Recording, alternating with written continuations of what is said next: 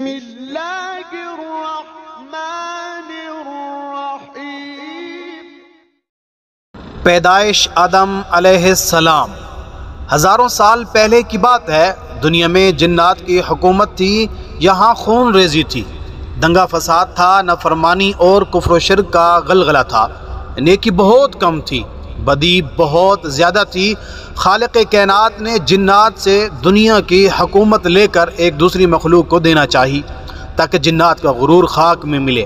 اللہ تعالیٰ نے فرشتوں کو اطلاع دی کہ میں زمین پر اپنا خلیفہ بنانا چاہتا ہوں جو اختیار واردائے کا مالک ہوگا اور میری زمین پر جس قسم کا تصرف کرنا چاہے گا کر سکے گا اور اپنی ضروریات کے لیے اپنی مرضی کے مطابق کام لے سکے گا، گویا وہ میری قدرت اور میرے تصرف و اختیار کا مظہر ہوگا۔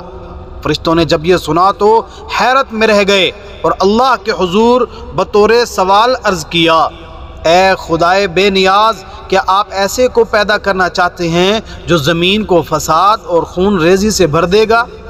یعنی فرشتوں نے اس نئی مخلوق کو جنات پر قیاس کیا اور وہ یہ سمجھے کہ نئی مخلوق بھی جنات کی طرح ہے، بے حد سرکش اور نافرمان ہوگی۔ وہ بولے کہ ہم جماعت ملائکہ آپ کی تسبیح و تحلیل کے لیے کافی ہیں۔ اللہ تعالیٰ نے جواب دیا، آدم علیہ السلام کے پیدا کرنے میں جو حکمتیں ہیں تم ان سے واقف نہیں بلکہ ہم ہی خوب جانتے ہیں۔ سورہ بقرہ میں اللہ نے اس بارے میں آیات نازل کی ہیں۔ یہاں یہ بات قابل ذکر ہے کہ انسانوں میں بھی نافرمانی اور ظلم کا مادہ ہے، لیکن یاد رہے کہ وہ جنات کے مقابلے میں کم بے فیصد کا فرق ملحوظ رہنا چاہیے۔ یوں سمجھنا چاہیے کہ انسان ایک ایسی مخلوق ہے جو فرشتوں اور جنات کے بیچ کے معتدل مخلوق ہے۔ اللہ تعالیٰ نے آدم علیہ السلام کو مٹی سے پیدا کیا اور ان کا خمیر تیار ہونے سے قبل فرشتوں کو اطلاع دی، انی جاعل فی الارض خلیفہ، اے ملائکہ میں زمین میں ایک خلیفہ بنانے والا ہوں۔ آدم علیہ السلام کا خمیر مٹی سے گوندا گیا اور ایسی مٹی سے گوندا گیا جو نت نئی تبدیلی قبول کرنے والی تھی۔ جب یہ مٹی پختہ ٹھیکری کی طرح آواز دینے اور کھنکھنانے لگی تو اللہ تعالیٰ نے اس جسد خاکی میں روح پھونکی۔ ابھی روح ناک کے نتنوں سے داخل ہو کر دماغ تک پہنچی ہی تھی کہ آدم علیہ السلام کو چھینک آئی۔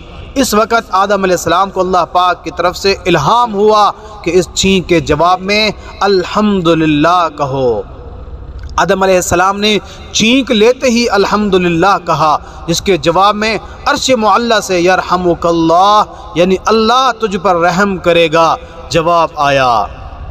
پھر رفتہ رفتہ روح آدم علیہ السلام حضرت آدم علیہ السلام کے تمام جسد خاکی میں سرایت کر گئی۔ یوں وہ مٹی کا پتلا یک بیک گوشت پوست ہڈی پٹھے کا زندہ انسان بن گیا اور ارادہ، شعور، حس، عقل اور وجدانی جذبات و کیفیات کا حامل نظر آنے لگا۔